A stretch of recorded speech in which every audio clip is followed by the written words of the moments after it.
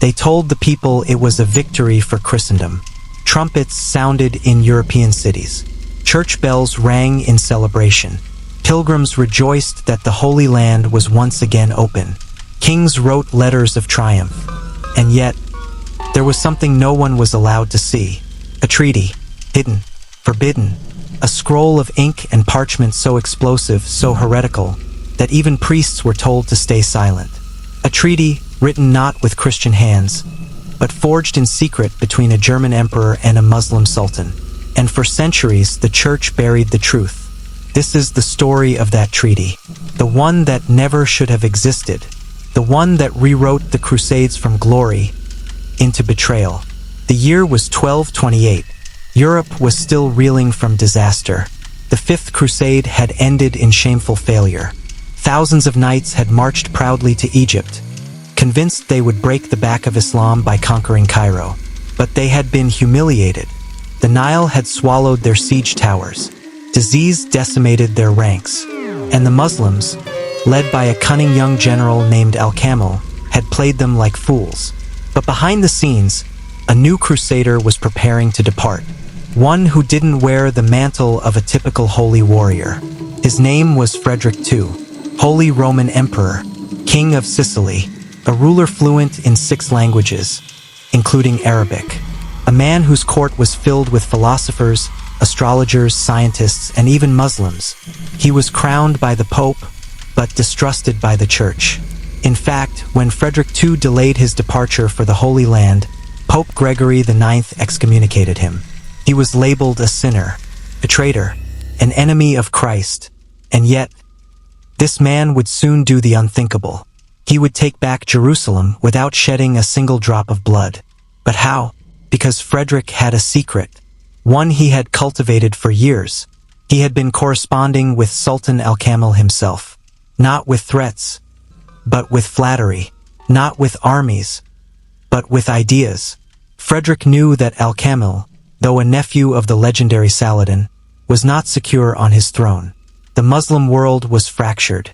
Rivals circled him like vultures, and Al-Kamil didn't want another war in Palestine. He wanted stability, time to consolidate, and perhaps a deal. So, as Europe condemned Frederick as a failure, as an excommunicated heretic, he landed in Acre in 1228, not to conquer but to negotiate. The Christian knights there were confused, suspicious. Many of them refused to fight under his banner. How could a man cast out by the Pope claim to lead a crusade? But Frederick ignored them. He sent emissaries directly to the Sultan.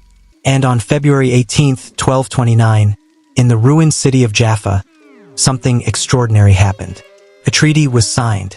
A treaty that would return Jerusalem, Nazareth, and Bethlehem to Christian hands. A treaty that guaranteed Muslim access to their holy sites. A treaty that recognized Islamic control of the Temple Mount, but allowed Christian pilgrims to return safely. There was no war, no siege, no massacre. Frederick walked into Jerusalem alone, crowned himself king of the holy city in the Church of the Holy Sepulchre. No priests officiated, no bishops anointed him. The Church refused to recognize the coronation, because behind the ceremonial glory, they saw only one thing: betrayal. The Pope erupted in fury. Not only had Frederick acted without papal blessing, he had made concessions. He had spoken as an equal with a Muslim. Worse, he had called the Sultan his brother. Rumors swirled that Frederick had converted to Islam in secret, that he had given away the keys to Jerusalem in exchange for personal glory, that he was no crusader, but a heretic in armor. But the true scandal wasn't the peace. It was what was written inside that treaty, because it wasn't just a political agreement. It was a revelation. Within it, both sides acknowledged their exhaustion, their fear, their desire not for conquest, but for survival. And worst of all, for the Church, it revealed the holy war for what it truly had become: a bargaining chip, power play, a transaction between rulers, not a divine mission. The contents of the treaty were not immediately published in Latin. Some versions only circulated in Arabic. When word got out, bishops tried to suppress them. Orders were sent to destroy translations. Papal letters called the terms shameful, but the truth had already escaped. Letters from Muslim chroniclers praised Frederick as a wise and learned man. Even though he was a Christian, Christian sources, especially those loyal to Rome, called him the Antichrist Emperor.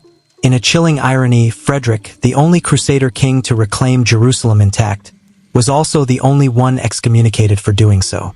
And when he returned to Europe, he wasn't celebrated as a hero. He was attacked, vilified, hounded by papal forces. He had achieved what no one else could, but not in the way they wanted. They wanted a holy war. He gave them a diplomatic victory. They wanted martyrdom. He gave them compromise. And so the treaty was buried. Libraries hid copies. Clergy were forbidden to discuss its terms. It vanished from sermons, from scrolls, from memory, because it proved something too dangerous, that the Crusades could end without violence, that a Christian and a Muslim ruler could shake hands, that the blood of Christ did not need to be spilled again to reclaim Jerusalem, that perhaps the entire narrative had been a lie. Centuries later, historians would rediscover the treaty in obscure manuscripts. They were stunned. It was not just a peace agreement. It was a blueprint for coexistence, written in ink that the church tried to erase.